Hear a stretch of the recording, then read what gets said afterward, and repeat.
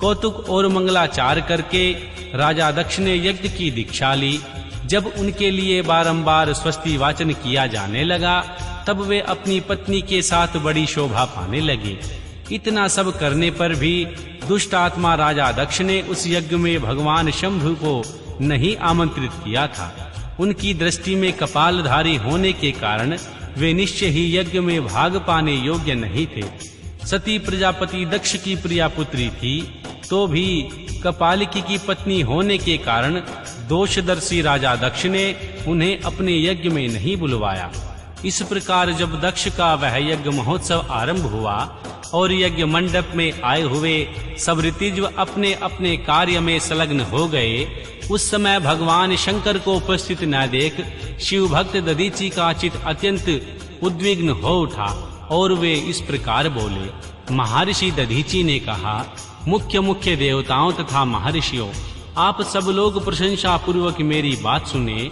इस यज्ञ महोत्सव में भगवान शंकर क्यों नहीं आए? इनका क्या कारण है? यद्यपि ये देवेश्वर बड़े बड़े मुनि और लोकपाल यहाँ पधारे हैं, तथापि उन महात्मा पिनाकमणि शंकर के बिना यह यज्ञ अधिक शोभा नहीं पा रहा। बड़े बड़े विद्वान कहते हैं, मंगलमय भगवान शिव की कृपा दृष्टि से ही समस्त मंगल कार्य संपन्न होते हैं। जिनका ऐसा प्रभाव है वे पुराण पुरुष वृषध्वज परमेश्वर श्री नीलकंठ यहाँ क्यों नहीं दिखाई दे रहे हैं? राजा दक्ष ने जिनके संपर्क में आने पर अथवा जिनके स्वीकार कर लेने पर अमंगल भी मंगल हो जाते हैं, तथा जिनके 15 नेत्रों से भी देखे जाने पर बड़े बड़े नगर तत्काल मंगलमय हो जाते हैं, उनका इस यज्ञ में पदार्पण क्यों नहीं हुआ? इसलिए तुम्हें स्वयं ही परमेश्वर शिव को यहाँ बुलाना चाहिए, अथवा श्री ब्रह्मा, प्रभावशाली भगवान विष्णु, देवराज इंद्र, लोकपाल गणों, ब्राह्मणों और सिद्धों की सहायता से सर्वथा प्रयत्न करके इस यज्ञ की पूर्ति के लिए तुम्हें भगवान शंकर को यहाँ ले आना चाहिए। आप सब लोग उस स्थान पर जाएं जहाँ महेश्वर देव विद्वान हैं। वहां से दक्ष नंदिनी सती के साथ भगवान शंभु को तुरंत यहाँ ले आए। देवेश्वरों, जगदम्बा सहित वे परमात्मा शिव यदि यहाँ आ गए तो सब कुछ पवित्र हो जाएगा। उनके स्मरण से, उनके नाम लेने से सारा कार्य पुण्यमय हो जाता है।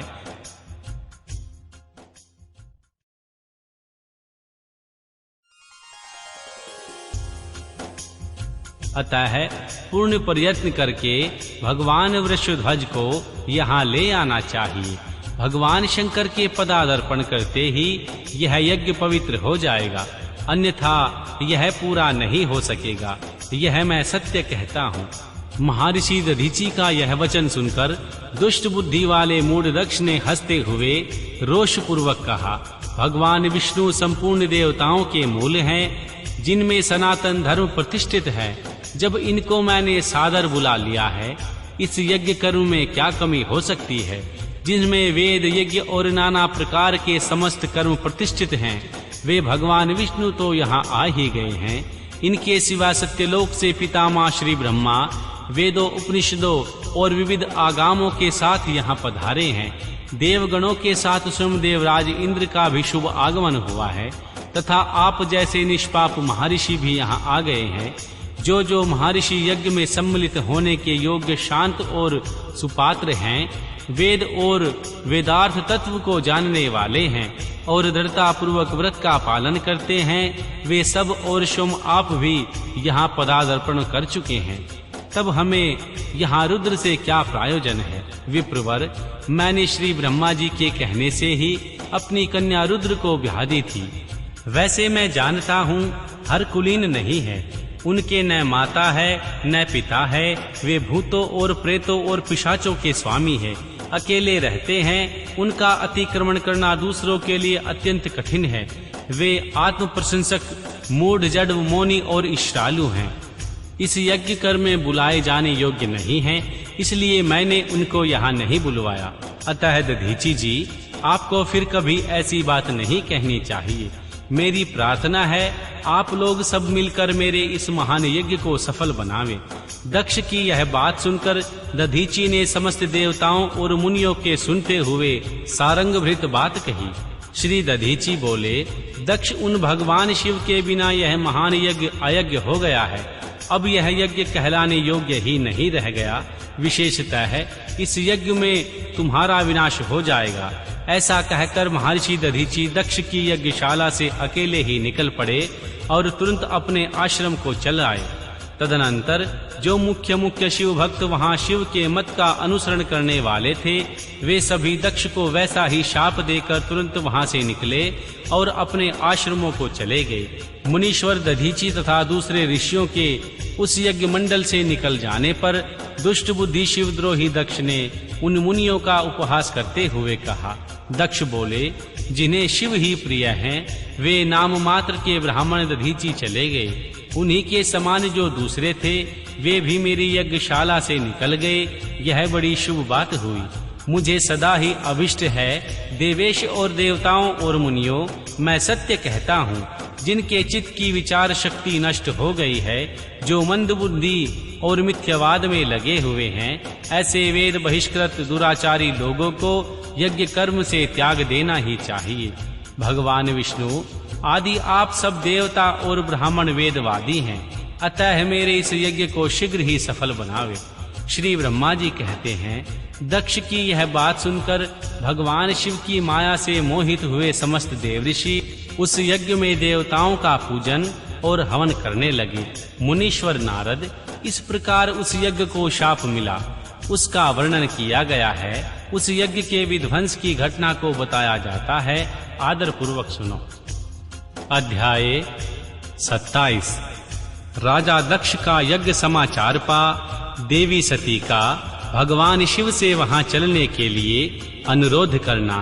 राजा दक्ष के शिवद्रोह को जानकर भगवान शिव की आज्ञा से देवी सती का पिता के यज्ञ मंडप की ओर शिव गणों के साथ प्रस्थान।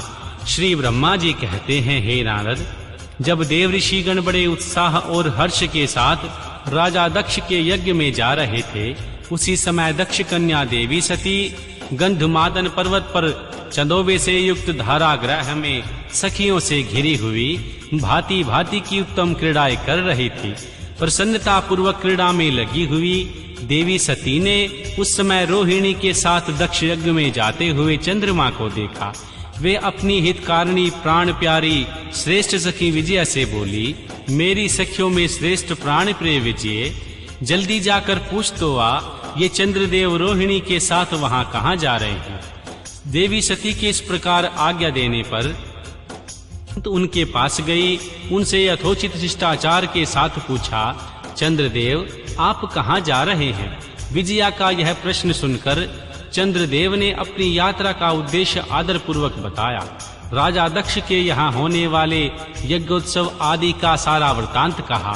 वह सब सुनकर विजया बड़ी उतावली के साथ देवी के पास गई और चंद्रमा ने जो कुछ कहा था वह सब उसने कह सुनाया। उससे सुनकर कालिका देवी सती को बड़ा विस्मय हुआ। उसे यहाँ सूचना न मिलने का क्या कारण है, यह बहुत सोचने विचारने पर भी उनकी समझ में कुछ नहीं आया। तब उन्होंने पार्षदों से घिरे हुए अपने स्वामी भगवान शिव के पास आकर शंकर भगवान से पूछा। देवी सती बोली, प्रभु, मैंने सुना है कि मेरे पिताजी के यहाँ कोई बहुत बड़ा यज्ञ हो रहा है, उसमें बहुत बड़ा उत्सव होगा, उसमें सब देव ऋषि एकत्र हो रहे हैं। देवेश्वर देव, पिताजी के उस महान यज्ञ में चलने की रुचि आपको क्यों नहीं है? इस विषय में जो बात हो वह सब बताइए। महादेव, सुहार्दों का यह धर्म है कि वे सुहार्दों के साथ मिले जुले। यह मिलन उनके महान प्रेम को बढ़ाने वाला होता है। अतः मेरे प्रभु, हे मेरे स्वामी, आप मेरी प्रार्थना मानकर सर्वथा प्रयत्न करके मेरे साथ पिताजी की यज्ञशाला में आज ही चलिए। देवी सती की यह बात सुनकर भगवान महेश्वर देव, जिनका हृदय राजा दक्ष के बाणों से घायल हो चुका था, मधुर वाणी में बोले, देवी, तुम्हारे पिता दक्ष मेरे प्रति विशेष द्रोही हो गए हैं। जो प्रमुख देवता और ऋषि अभिमानी, मूढ़ और ज्ञान शून्य हैं, वे ही सब तुम्हारे पिता के यज्ञ में गए हैं। जो लोग बिना बुलाए दूसरों के घर जाते हैं, वे वहां अनादर पाते हैं, जो मृत्यु से भी बढ़कर कष्टदायक है।